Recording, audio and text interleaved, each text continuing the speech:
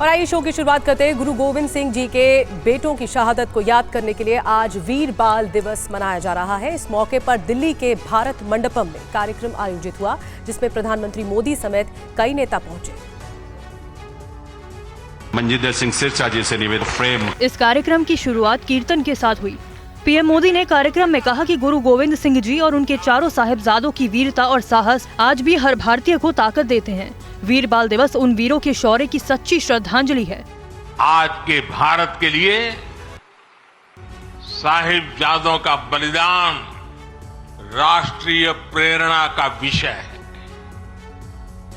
आज के भारत में भगवान बिरसा मुंडा का बलिदान, गोविंद गुरु का बलिदान पूरे राष्ट्र को प्रेरणा देता है। और जब कोई देश अपनी विरासत पर ऐसे गर्व करते हुए आगे बढ़ता है तो दुनिया भी उसे सम्मान से देखती है। इस दौरान पीएम ने युवा को देश की सबसे बड़ी शक्ति बताया। शौर्य की पराकाष्ठा के समय कम आयु मायने नहीं रखती। और वीर बाल दिवस कार्यक्रम में पीएम ने यह भी कहा कि आज के बच्चे ही भारत के कर्णधार हैं। भारत के लिए किसी भी लक्ष्य को पाना संभव नहीं है। आज भारत दुनिया के उन देशों में से हैं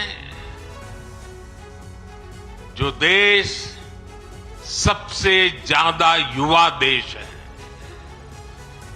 इतना युवा तो भारत अपनी आजादी की लड़ाई के समय भी नहीं था। जब उस युवा शक्ति ने देश को आजादी दिलाई तो ये विशाल युवा शक्ति देश को जिस ऊंचाई पर ले जा सकती है वो कल्पना से भी परे है।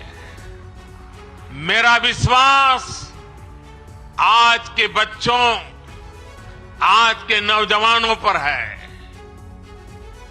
भविष्य के भारत के कर्णधार यही बच्चे हैं।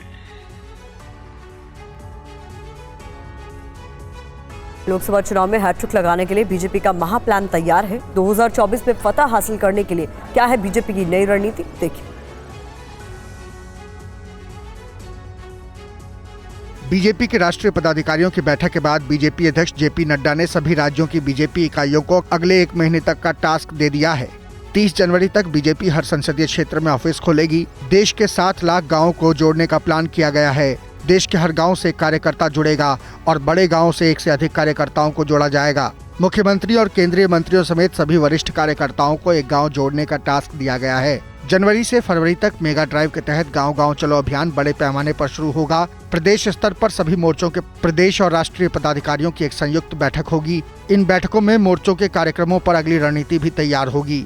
लोकसभा चुनाव के लिए बनाई गई बीजेपी की रणनीति में सोशल मीडिया और प्रचार अभियान के साथ साथ नैरेटिव गढ़ने पर भी फोकस किया गया है।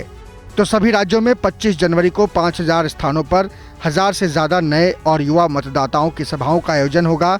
इसके लिए लाभार्थियों को पार्टी से जोड़ने के लिए बीजेपी कार्यकर्ता ग्राउंड पर जाकर काम करेंगे।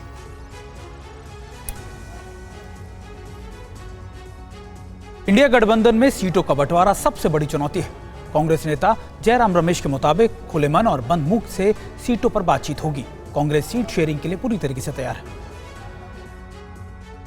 इंडिया पार्टियों के 19 तारीख को बैठक हुई है और सीट शेयरिंग के बारे में जो तय हुआ था, बातचीत चलती रहेगी पार्टियों के बीच में, वो शुरू होगा।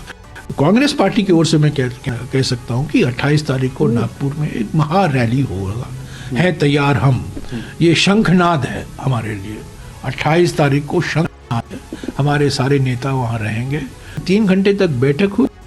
हमारे नेता खड़गे जी और राहुल गांधी जी दोनों ने स्पष्ट भाषा में उन्होंने कहा कि हम सीट शेयरिंग के लिए तैयार हैं और हम चाहते हैं कि इंडिया गठबंधन मजबूत हो। सीट शेयरिंग में बातचीत होगी, जो कुछ हमें करना है हम करेंगे।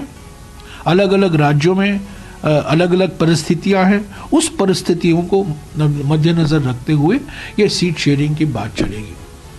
आखिरी पड़ाव में खुले मन और बंद मुंह से ही हम सीट शेयरिंग की बात आगे चलेगी।